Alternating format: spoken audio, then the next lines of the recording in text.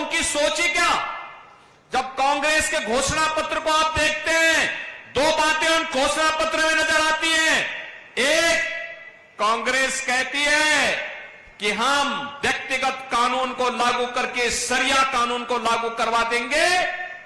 इसका मतलब बाबा साहब भीमराव अंबेडकर के द्वारा बनाए गए संविधान के लिए ये लोग खतरा पैदा करना चाहते हैं, यानी देश के संविधान को खतरे में डालना चाहते हैं। तालिबानी शासन लागू करना चाहते हैं। क्या हम तालिबानी शासन को स्वीकार करेंगे? क्या ये देश तालिबानी शासन को स्वीकार करेगा? और दूसरी तरफ क्या कहते हैं, कांग्रेस का घोषणा पत्र कहता है हम एक झटके में गरीबी मिटा देंगे। और गरीबी कैसे मिटाएंगे? यानी आपकी संपत्ति को हड़प करके बेटी और माताओं के, बहनों के जो उनके गहने होंगे उनको ये लोग जब्त करवाने की साजिश रच रहे हैं। यानी देश को तो इन्होंने 60 दशक 6 दशक तक लूटा और अब कह रहे हैं कि हर संपत्ति पर ये लोग डकैती डाल करके उसको जबरदस्ती अपने कब्जे में ले लेंगे और फिर उसका बंदर बांट करेंगे। क्या आप स्वीकार करेंगे कांग्रेस की उसी चेष्टा को? बहनों और भाइयों, सही मायने में अगर आपने देखा है जो नारा दादी ने दिया वही आज तोती की तरह पोता भी वही रट रगाई बैठा हुआ है। गरीबी हटाएंगे। अरे कब गरीबी हटाएंगे? 65 वर्षों तक शासन करने का अवसर मिला, तब तो कुछ नहीं कर पाए। और आज जब सत्ता से बेदखल भारत की जनता जनार्दन ने कर दिया है, अब उनको फिर गरीबी हटाने की बात नजर आ रही है। बहनों और भाइयों, मैं इसीलिए कहने के लिए आया हूं, गरीबी सही मायने में किसी ने हटाई है और उसको हटाने का कार्य किया है। ये केवल आंकड़े नहीं, हकीकत है कि 25 करोड़ लोग गरीबी रेखा से उभरे हैं, शानदार जीवन जीने का काम कर रहे हैं।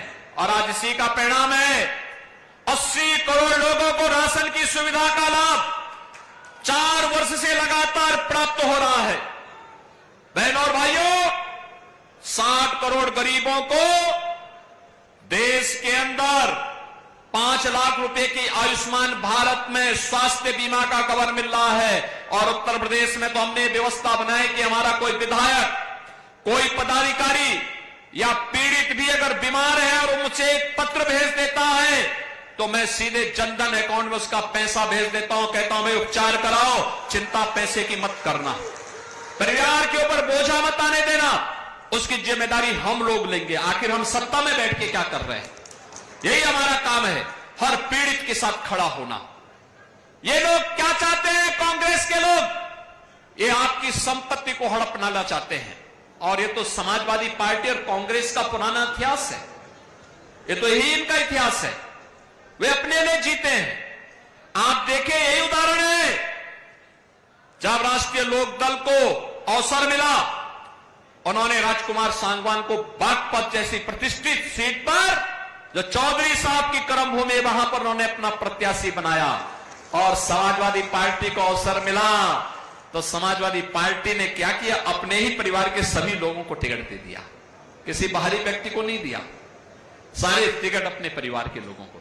बहनों और भाइयों, मैं इसीलिए कहने के लिए आया हूं आपसे, 50 करोड़ गरीबों के जनधन अकाउंट खुल गए, 12 करोड़ किसानों को प्रधानमंत्री किसान सम्मान निधि का लाभ मिल रहा है, 12 करोड़ गरीबों के घर में शौचालय बन गए, 10 करोड़ गरीबों के घर में उज्ज्वला योजना के रसोई गैस के सिलेंडर पहुंच गए, 4 करोड़ गरीबों के मकान बन गए और अगले 5 वर्ष में 3 करोड़ अन्य गरीबों के मकान बनने हैं। इसके लिए अभी से घोषणा हो गई है।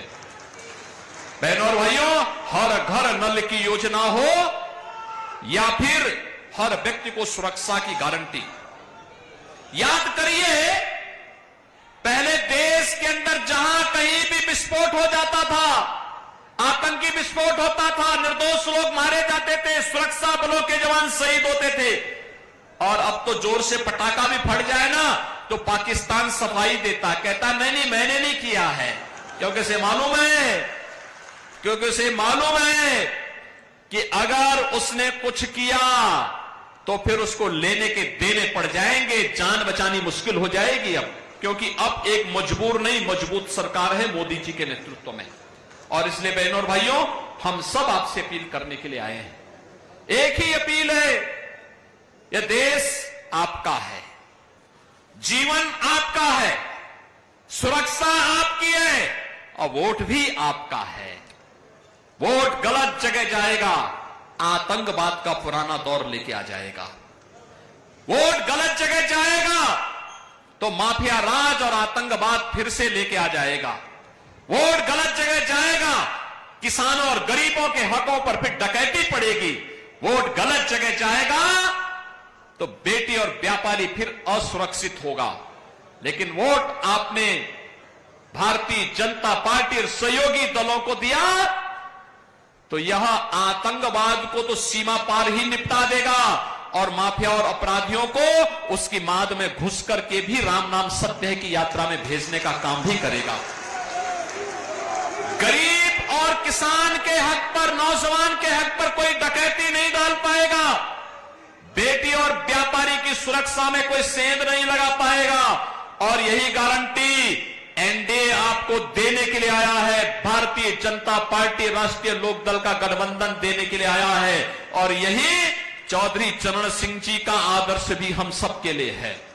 और बहनों और भाइयों, इसीलिए हम लोग आए हैं कि जब नल चलेगा तो ही कमल खिलेगा और इसीलिए नल चलाने के लिए हम लोग आए हैं। बागपत लोकसभा सीट पर नल पर हमें वोट देना है। ये हैंडपंप यहां पर राष्ट्रीय लोकदल का चुनाव चिन्ह है। आप सभी सहमत हैं? सभी सहमत हैं? सभी लोग सहमत हैं ना? इस वोट की कीमत को समझना है। और जो यहां पे चारू जी ने कहा, याद रखना, याद रखना, घर गृहस्थी खेती बाड़ी देश से बढ़कर के नहीं है। हमारे लिए सबसे पहला मेरे देश है। मेरा देश सुरक्षित रहेगा तो हम सुरक्षित रहेंगे, मेरा देश समृद्ध होगा तो हम भी समृद्ध होंगे। इस भाव के साथ हमें कार्य करना है। इसी के लिए चौधरी चरण सिंह जी ने जीवन जिया था। और बहनों और भाइयों, मैं भी इसीलिए आपके पास आया हूं, आपसे कहने के लिए, मैं ये कहने के लिए आया हूं आपसे कि देश के लिए हमें वोट करना है। वोटिंग होनी, अच्छी वोटिंग होनी चाहिए। पहले मतदान और फिर जलपान। सहमत हैं? सभी लोग सहमत हैं? सभी सहमत हैं? डॉक्टर राजकुमार सांगवान को भारी बहुमत से विजयी बनाएंगे। अब चुनाव प्रचार कल सायंकाल बंद हो जाना है 6 बजे। परसों केवल 1 दिन का समय मिलेगा। अब ये जो 2 दिन, कल और परसों 2 दिन का समय है, घर घर आप जाएंगे, नल का समर्थन करेंगे, राष्ट्रीय लोकदल और भाजपा के प्रत्याशी राजकुमार सांगवान को भारी बहुमत से विजयी बना करके देश की संसद में भेजेंगे। चौधरी साहब की इस विरासत को मजबूती प्रदान करेंगे।